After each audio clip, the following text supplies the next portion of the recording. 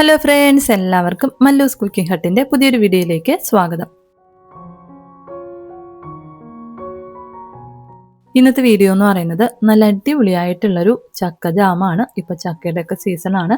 അപ്പോൾ ഒരുപാട് ചക്ക കിട്ടുന്ന സമയത്ത് നമുക്കിതുപോലെ ജാമാക്കി സൂക്ഷിച്ചു കഴിഞ്ഞാൽ ഒരാഴ്ച വരേക്കും ഫ്രിഡ്ജിൽ കേടുകൂടാതെ നമുക്ക് സൂക്ഷിക്കാനായിട്ട് പറ്റും. അപ്പോൾ ഇതെങ്ങനെയാണ് തയ്യാറാക്കി എടുക്കുന്നതെന്നൊന്ന് നോക്കാം. അപ്പോൾ നമ്മുടെ വീഡിയോയിലോട്ട് പോകുന്നതിന് മുമ്പായിട്ട് വീഡിയോ കാണുന്ന സമയത്ത് നിങ്ങൾക്ക് ഇഷ്ടപ്പെടുകയാണെന്നുണ്ടെങ്കിൽ ഒന്ന് ലൈക്ക് ചെയ്തേക്കണേ. അതുപോലെ തന്നെ ചാനലൊന്ന് സബ്സ്ക്രൈബ് ചെയ്ത് സപ്പോർട്ട് ചെയ്യാനും മറക്കല്ലേ. അപ്പോൾ നമ്മുടെ ചക്ക ജാം തയ്യാറാക്കാനായിട്ട് ഞാൻ നല്ല പഴുത്ത വരിക്ക ചക്കയാണ് എടുത്തിട്ടുള്ളത്. അത്യാവശ്യം നല്ലതുപോലെ മധുരമുള്ള ചക്കയാണിത്. 10-15 ചക്കച്ചോളം ഞാൻ എടുത്തിട്ടുണ്ട്. ഇതിൻ്റെ കുരുവൊക്കെ ഒന്ന് കളഞ്ഞ് ആ നാരൊക്കെ ഒന്ന് മാറ്റി ഒന്ന് എടുത്തിട്ടുള്ളതാണ്. ഈ ചക്കച്ചോളം നമുക്ക് ആദ്യം നന്നായിട്ടൊന്ന് വേവിച്ചെടുക്കണം. അതിനായിട്ട് ചക്കച്ചോളം ഒരു പാത്രത്തിലേക്കൊന്ന് മാറ്റിയിട്ടുണ്ട്. ഇതിലേക്ക് നമുക്ക് ചക്കച്ചോളയൊന്ന് മുങ്ങി നിൽക്കാൻ പാകത്തിന് മാത്രം വെള്ളം ഒഴിച്ചു കൊടുത്താൽ മതിയാവും. വെള്ളം ഒരുപാട് കൂടി പോകേണ്ട ആവശ്യമില്ല.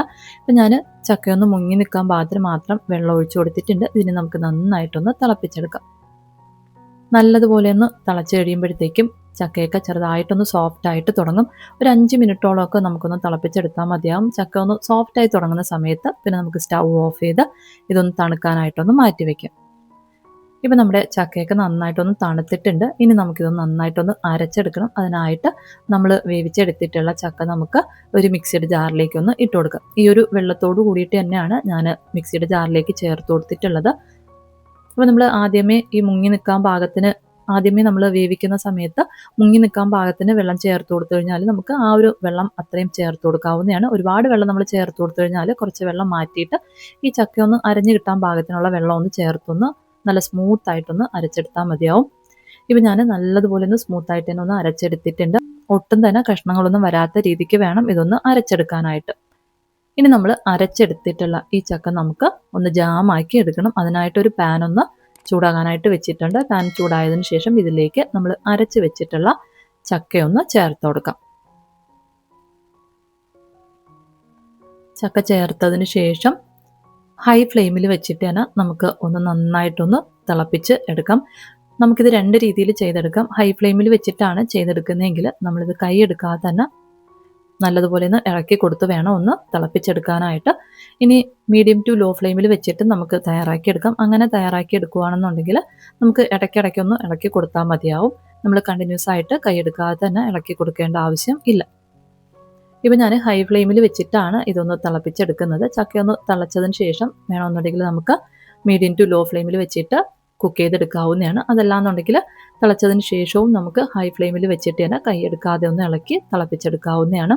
ഇപ്പോൾ ചക്കയുടെയൊക്കെ സീസണല്ലേ, അപ്പോൾ ഒരുപാട് ചക്ക കിട്ടുന്ന സമയത്ത് നല്ല പഴുത്ത നല്ല മധുരമുള്ള ചക്ക നോക്കിയിട്ട് ഇതുപോലെ ഒന്ന് ജാം തയ്യാറാക്കി വെച്ച് കഴിഞ്ഞാൽ നമുക്ക് ഒരാഴ്ച വരേക്കും ഫ്രിഡ്ജിൽ സൂക്ഷിച്ച് കഴിക്കാനായിട്ട് പറ്റും.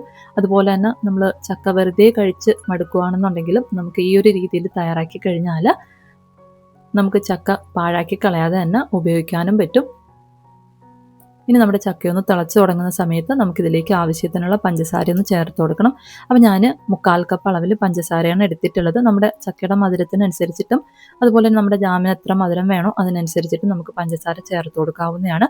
ഒരു 1/4 കപ്പ് മുതൽ 1 കപ്പ് വരേക്കും ചേർത്ത് കൊടുക്കാം. ഞാനിപ്പോൾ 1/4 കപ്പ് പഞ്ചസാരയാണ് ചേർത്ത് കൊടുത്തിട്ടുള്ളത്.